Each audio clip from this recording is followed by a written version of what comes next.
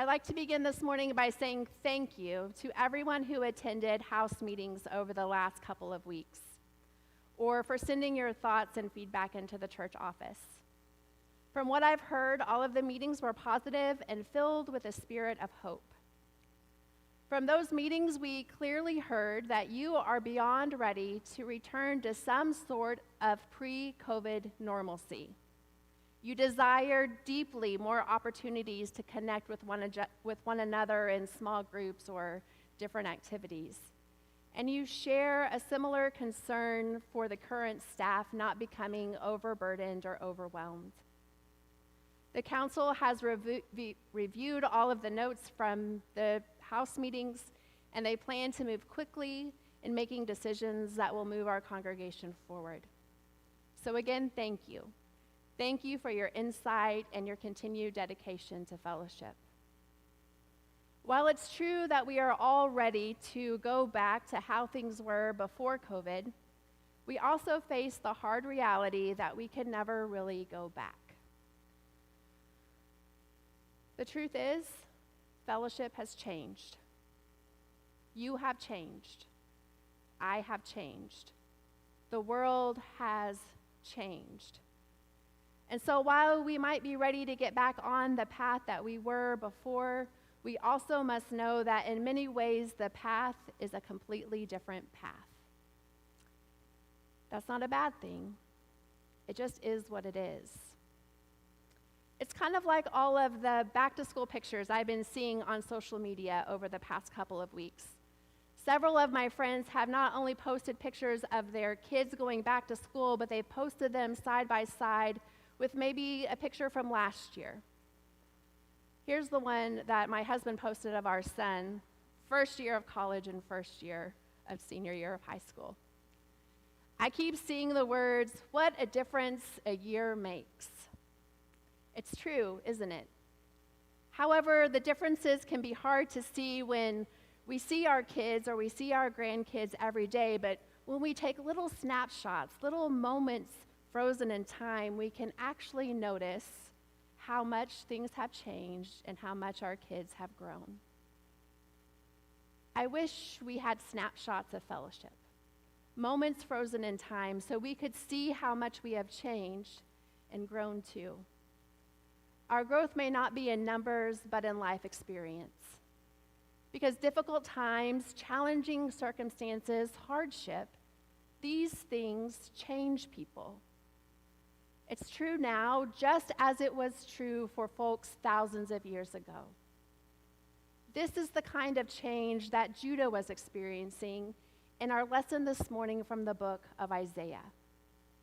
We read the entirety of Isaiah 58, and it is a chapter where the prophet is putting the people on blast. He is calling them out. But to understand the writer's critique, we must first understand a little bit about the times in which he wrote and what was happening to create all of this change in the people's lives. So first, Isaiah is actually broken up into three different parts, with three different writers writing at three different times. The original Isaiah, or first Isaiah, proclaims God's word to the people of Jerusalem between 738 and 701 BCE. This is the time after the kingdom had split Israel to the north and Judah to the south, and Isaiah is speaking to the people of the south. Next comes second Isaiah. This is an unknown prophet who speaks during the time of the Babylonian exile, around 540 BCE. In chapters 40 through 55, he foresees the liberation of Judah from captivity. He foresees their return to glory and speaks to them in this time of hope. And finally, we have third Isaiah, yet another voice added as one who prophesies to the people when they've returned back to Jerusalem after their release from captivity in Babylon. And this completes the scroll of Isaiah with chapters 56 through 66. Our reading for today comes from 3rd Isaiah, which takes place after the people have experienced exile and after they have returned home. Captivity is over. Yay. They are ready for things to get back to normal. Yay. But when they arrive back home, they find that Jerusalem, including their beloved temple, has been left in a pile of rubble.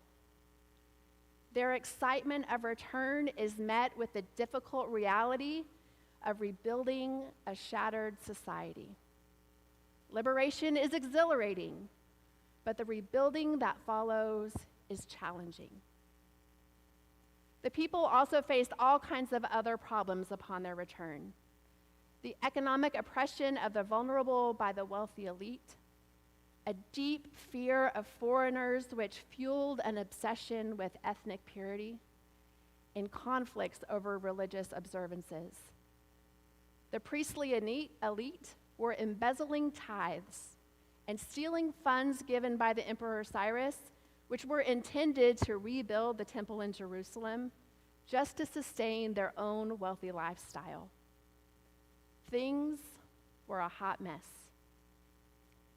And so this so-called third Isaiah steps up and steps into the mess, not only to offer sharp rebuke, but to provide them with an alternative view of the future. The prophet calls out the people for how they have gone astray. During this time, they think that their worship practices are righteous, when in fact their rituals have become hypocritical and self-serving. The people seek God and they delight to know God's ways, and yet they wonder why God doesn't take any notice of them. It seems that in all the pomp and circumstance of their worship rituals, they had forgotten the point of worship in the first place. Worship wasn't about them.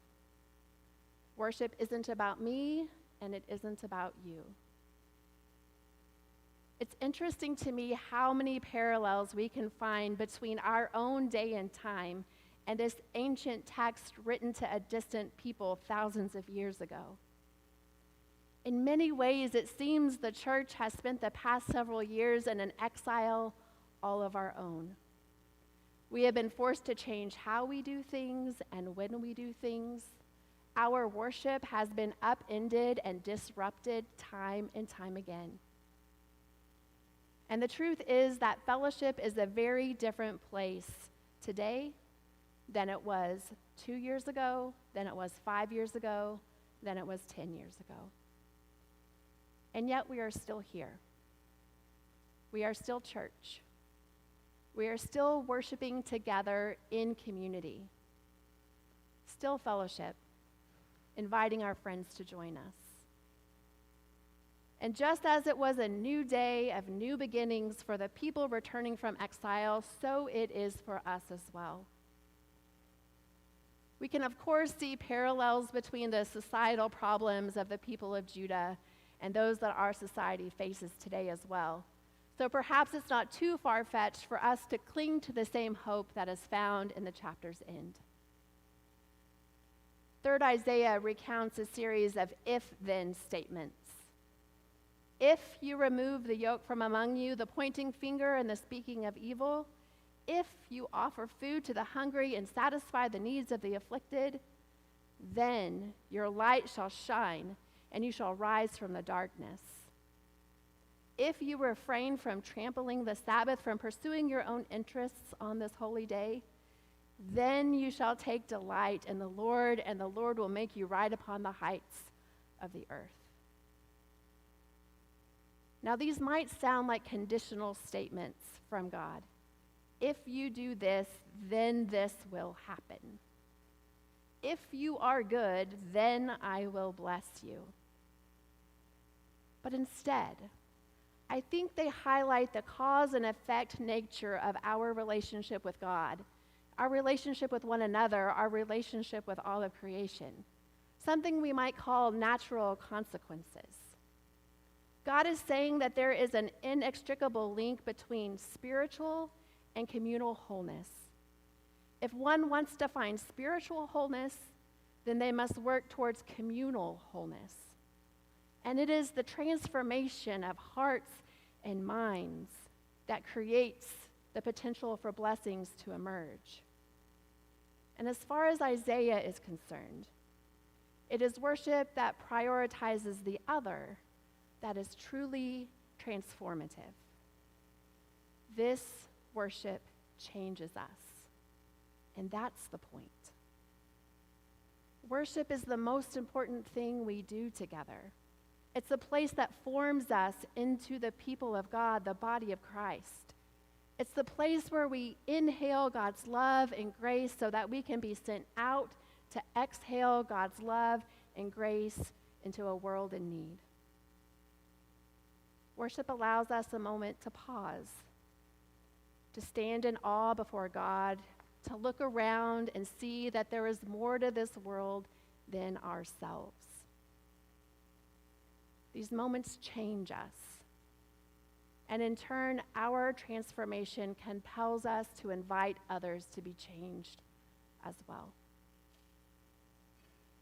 The first 2 weeks of this Come In series focuses on invite. And two of the goals beneath the invite vision are to foster an invitational community of welcome and hospitality, to create a welcoming physical environment within our facility. Christianity has always been an invitational religion. When Jesus was out gathering his very first disciples, he said, "Come and see," inviting them to come and experience a life of discipleship with them. Why? So that their lives might be changed, so that they might experience abundant life, so that they might be saved. Not from hell per se, but saved from the brokenness around them and restored to wholeness. I've heard it said before that Lutherans invite someone to church once every 7 years. Those are pretty terrible stats, you guys. Especially if we have found comfort or hope or joy or belonging, any kind of abundant life here in this space. Isn't that something we would want to share with others, to share with the world? It's amazing to me how much longing there is out there for spiritual connection. We just have to be brave enough and vulnerable enough to connect our journey with the journey of another. Invitational communities offer welcome and hospitality. Fellowship has long said that we are a church trying to live up to our name. So many of you are here because somebody welcomed you and opened their arms to you. But this isn't always the case. Sometimes welcome and hospitality are challenging. And COVID hasn't helped, I understand. Masks make it hard to recognize people, and people are unsure if you're going in for a handshake or a fist bump or, not to get too close to what's going on. Those are all our realities, but really they're just excuses. 2 weeks ago, we had first-time visitors who told me after coming to church and joining us for coffee and donuts in the Commons that Fellowship had failed the friendly test. When I asked him to explain, he said that not one person had greeted them or interacted with them since they had arrived, except for me. They had gotten coffee and donuts and stood in the middle of the Commons, but no one said a word to them. Now, I don't say this to make anyone feel bad, but maybe it's a little like 3rd Isaiah putting the people of Judah on blast in his time. Worship and fellowship with coffee and donuts mean nothing if we are not welcoming strangers or inviting others to experience the abundant life that we have found in this place. Someone else told me recently, who has been a member here at Fellowship for a long time, that when they come to church, they hardly recognize anyone anymore. That's probably true for many of you. You look around and the faces seem unfamiliar. So here's what we're going to do. We're going to take a few minutes to be vulnerable and to practice our goal of being an invitational community of welcome and hospitality. Now, I know some of you won't like this. Some of you are already freaking out in your minds. I get it, but hang with me. There's a good chance you are sitting next to somebody and you don't know their name, or you don't know anything about their life. So I'm going to give you some time to introduce yourself to people around you. You might have to leave your pew and walk across the room, and that's okay. Find someone you don't know and say, "Hi, I'm not sure we've met before. My name is so-and-so." Or, "I know I've seen you here 1,000 times. My name is so-and-so. What's yours?" For bonus points, like bonus points, gold stars, for anyone who invites somebody to something else. Maybe invite them to have a snow cone with you. Josh's will be here, free. You don't even have to pay for it. Free snow cone invitation. Invite them to sit with you for lunch. Invite them to the grease class. Invite them to the fish fry. Invite them to whatever you want. Invite them to sing in choir. Anne would like that? Right? Yep. If you're watching online, you're not off the hook. I want to encourage you to spend this time thinking of people that you can share the online services with. Text a friend a link to your favorite sermon, one of the best, and ask them to give it a watch. Now, if this makes you totally uncomfortable, if you are completely freaking out and it's not your deal, I understand. Just excuse yourself, go to the restroom. It won't be a long time. We'll be back. All right? Fair enough? All right. I'm going to give you time to be invitational and introduce yourself to others. You may go.